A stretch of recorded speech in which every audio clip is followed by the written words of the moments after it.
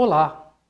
A aula de hoje é sobre sobreposição e complementariedade das ações do Estado, ou, em outras palavras, quão importante é conhecer outras políticas públicas já executadas ou em execução que tenham o mesmo objetivo que a sua.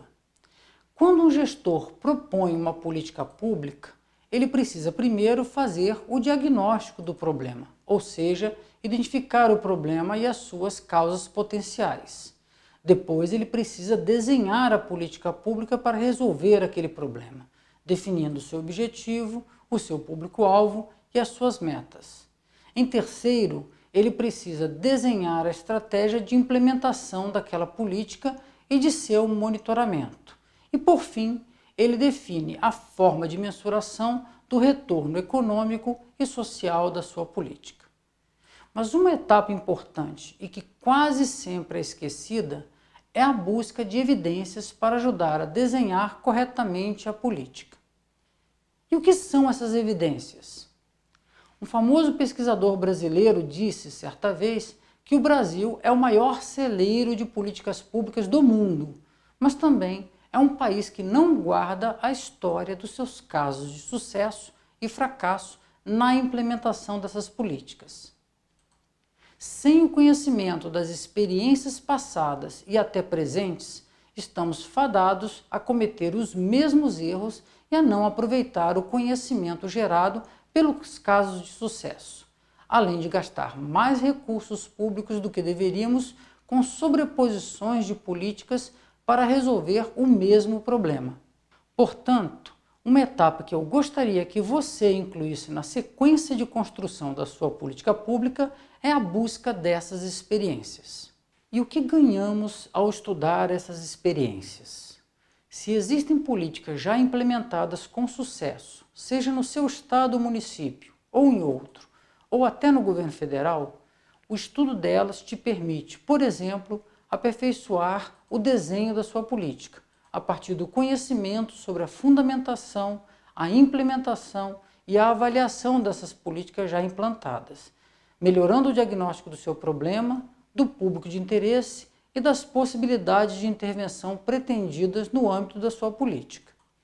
Com isso, você poderá incorporar detalhes dos casos de sucesso e evitar incorrer em falhas já detectadas.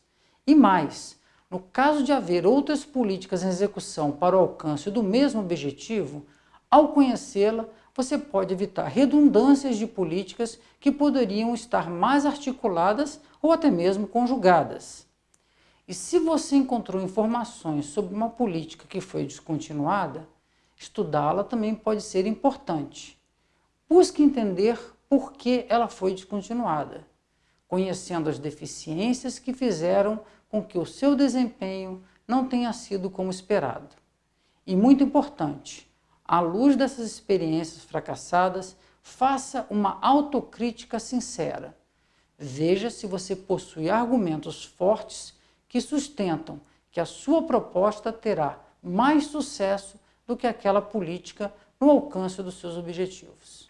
Nesse slide, eu apresento algumas perguntas que você pode fazer para aproveitar ao máximo conhecimento sobre aquela política que está em execução ou que foi implantada no passado.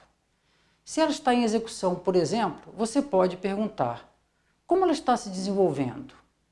Quais lições posso aproveitar dela? Ela pode ser integrada com a minha proposta? Se ela já foi executada, ela foi bem-sucedida?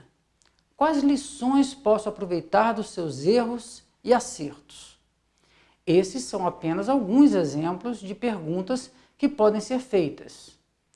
E lembre-se, a fonte de informação para a sua procura pode ser o resultado de alguma avaliação disponível na internet, um documento do órgão de controle daquele ente da federação ou até mesmo relatos de percepção de observações dos gestores que propuseram e executaram aquela política.